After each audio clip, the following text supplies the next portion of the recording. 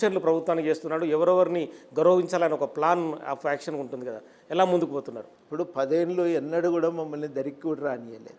అది వాస్తవమే కదా. ఈ రాష్ట్రానికి వ్యతిరేక శక్తులం కాదు, ఏం కాదు. ఈ ప్రత్యేక రాష్ట్ర సాధనకు మా వంతు ప్రయత్నం చేసినటువంటి వాళ్ళమే.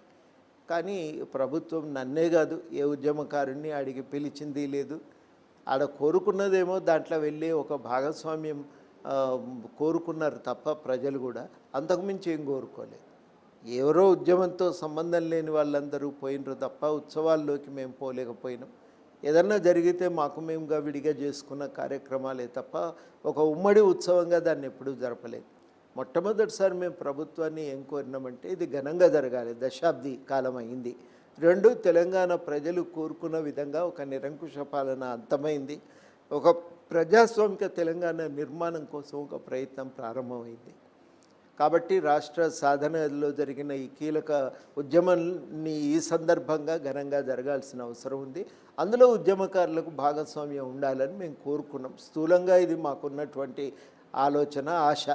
మనం కూడా ఒకసారి కూర్చొని చూద్దామనేదే కోరిక తప్ప అంతకుమించి అక్కడ ఏం లేదు. అంటే అమరవీరులను గౌరవించే ప్రయత్నం ఎక్కడ ఉందా సభా వేదికగా? జరగాలని తప్పనిసరిగా ప్రతి ఒక్కరు కూడా అక్కడికి రావాలి, పాల్గొనాలి. అందరం కూడా అక్కడ కూర్చొని చూడాలి. ఇది మన పండుగగా జరగాలి అనేది మేము అందరం ఆశపడుతున్నాం. తప్పకుండా అవకాశం దక్కాలనే మేము ప్రభుత్వాన్ని కోరినాం. వారు కూడా ఏమన్నారంటే తప్పకుండా ఉద్యమకారులకు భాగస్వామ్యం ఉంటుంది, ఆహ్వానించుకుందాం వాళ్ళని కూడా అనే మాట వాళ్ళు కూడా చెప్తున్నారు. అమరవీరుల కుటుంబాలకు గత ప్రభుత్వం చేసింది తక్కువ అనేది మీరు చాలాసార్లు ఆరోపించారు.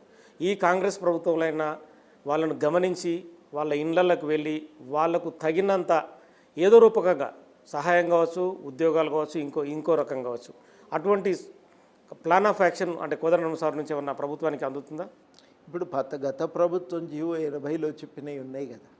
ఆ 80లో చెప్పిన దాని ప్రకారం కేవలం 10 లక్షల సహాయం మాత్రమే కాక కొంత భూమి ఇవ్వాలి, పెన్షను, ఇట్లాంటివి సలహాలు ఉన్నాయి దాంట్లో. అవి సంపూర్ణంగా అమలు కాలేదు. మొట్టమొదటి ఏంటంటే అది అమలు కావాలనేది ఒకటైతే, రెండోది ఇప్పుడు గవర్నమెంట్ 10 లక్షల సహాయం చేసింది, తర్వాత జాబ్ ఇచ్చింది ఇంట్లో ఒకరికి. దానివల్ల జరిగింది ఏంటంటే ఒకరు ఉద్యోగం పొందిండ్రు, ఇంట్లో పిల్ల ఉంటే పెళ్ళయింది. ఇప్పుడు వృద్ధులైన తల్లిదండ్రుల పరిస్థితి ఏంది అంటే అది ప్రశ్నార్థకమే కాదు. పెన్షన్ లాంటిది ఇప్పుడు వాళ్ళకు పెన్షన్ లాంటిది ఇవ్వాల్సిన అవసరం ఉంది. లేదంటే దున్నుకొని బతుకుతాం అనుకునే వాళ్ళకి భూమి ఇవ్వటమో చేయాలి. అదృష్టం కొద్దీ కాంగ్రెస్ ప్రభుత్వం మేము పెన్షన్ ఇస్తామని ఒప్పుకున్నారు. అప్పుడు చేసిన విజ్ఞప్తి మేనిఫెస్టోలో పెట్టిండ్రు. కాబట్టి అది ఒకటి అయితే అమలు కావాలి. అట్లాగే ఉద్యమకారులకు కూడా కొంత ఒకటి గుర్తింపు ఎవరు కోరుకున్నా. రెండవది ఏంటంటే ఉద్యమకారులకు తప్పనిసరిగా వాళ్లకు ఆర్థిక సహాయం అనేది కూడా ప్రభుత్వం నుంచి రావాలి. ఈ 2 కూడా కోరుకుంటారు. అంటే జూన్ 2 సభా వేదికగా ఒక మంచి ప్రకటన. అంటే తెలంగాణ రాష్ట్రంలో కాంగ్రెస్ పాలన 6 నెలలు గడిచినా కూడా ఇంకా ప్రజలు సరైన అంటే ఫలాలు అందుకోవడం లేదని ప్రతిపక్షం పార్టీలు ఆరోపిస్తున్నాయి. రావాలి ఒక మంచి ప్రకటన, అందరం మేము కోరుకుంటున్నాం. దాంట్లో తప్పేం లేదు. మా వంతుగా మేము సూచనలు కూడా ప్రభుత్వానికి చేస్తాము. వాళ్ళు కూడా మనకు నా లాభం చేసే విధంగా ఏదన్నా మన వంతు నుంచి ఒక ప్రతిపాదన ఉండాలనేది వాళ్ళు కూడా కోరుకుంటున్నారు. చూద్దాం, అది ప్రతిపాదన అయితే రావాలి. నెక్స్ట్ కోదండరాం పాత్ర ఏంటి నెక్స్ట్ కాంగ్రెస్ ప్రభుత్వంలో? అంటే ఎమ్మెల్సీకి సంబంధించి జరిగిన వ్యవహారం మీరు చూసాం.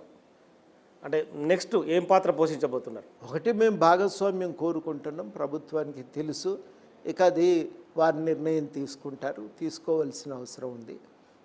ఇక రెండవది చాలా కీలకమైందంటే ప్రభుత్వానికి ప్రజలకు మధ్య వారధిగా పనిచేస్తామని చాలాసార్లు చెప్పినాం.